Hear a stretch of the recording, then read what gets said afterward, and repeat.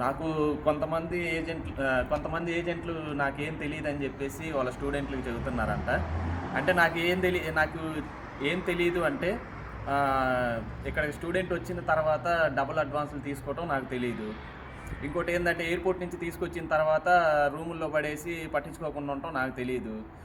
మళ్ళీ దానికింతవుతాయి, దీనికింతవుతాయి అని జెప్పేసి మనీ వాళ్ళు తెచ్చుకున్న 2000లో 1500 దాకా వాళ్ళ కాడ తీసుకోవటం నాకు తెలీదు.